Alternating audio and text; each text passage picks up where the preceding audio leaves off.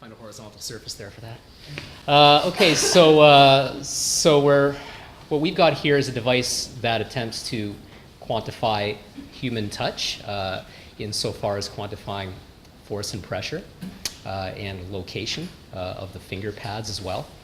I've actually got a prototype right here. So if you look up, if you Google this, you'll find lots of attempts previously, but they all have one sort of Achilles heel to them, and that is they go actually on the finger pad. So they block your sense of touch. And really, people have more tactile, let's say, pixels per square inch, if you will, so density of sensors on your finger than any technology yet invented. And so we wanted to measure pressure and force without blocking the fingertips.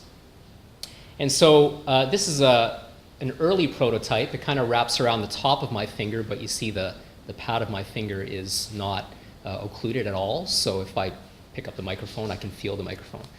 And now our current prototypes are actually just like sort of like Lee press-on nails. It just goes right on your nail, and it doesn't wrap around your finger at all. So they're very small. I've worn one all day long, and I only got teased a little bit like that. And so what we're trying to do, well, our initial focus or projects were to quantify clinical training. Surgeons have to be trained, and in applications of arthroscopic surgery, they use small tools, and they can't see directly the anatomy. The tools are inserted through small incisions, and they're looking through a camera. And they're really being navigated much by their own field, but it's difficult for senior surgeons to train junior surgeons because they become there's a lot of art to this.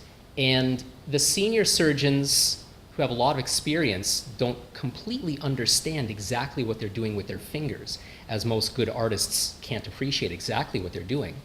So how can they explain that? And there's no way to quantify that. So current surgical simulators give a lot of information, but they don't tell you how much pressure you're applying. And one thing that we know is that younger trainees, initially they feel stress, and they can, they're holding the tools with a lot of pressure.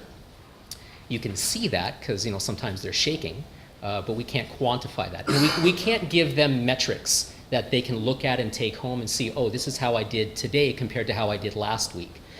And so we're trying to measure those things. And another application that I'm working on right now with the physiotherapy department here is on spinal adjustment. So one of the things so there's a spinal adjustment training program here at Western World, but one of the things that they struggle with is quantifying how well they're doing. So right now it comes down to this. Someone does an adjustment, which I've witnessed this, and some of these adjustments take less than a second. They go, and they move somebody's neck, and then the evaluator sits there with a notepad and tells them whether or not that was a good adjustment. But it's a very rapid movement, and so they're struggling to give their trainees quantifiable metrics, and so that's what we're aiming for with this device. When it comes to measuring how comfortable a trainee is when they're doing some of these movements, especially in arthroscopic surgery, we actually found, one day we were surprised to find that we were getting periodic blips as we were measuring finger pressure, and we didn't know what that was. And it turned out that we were measuring the heart rate of the person who was wearing the device. We initially didn't know that it was that sensitive. And so it was an additional metric that we could actually determine how comfortable this person was just by looking at how fast their heart was beating. So anyway, that's the technology and a couple of projects that we're working on right now, and there's probably other applications for this as well. Thank you.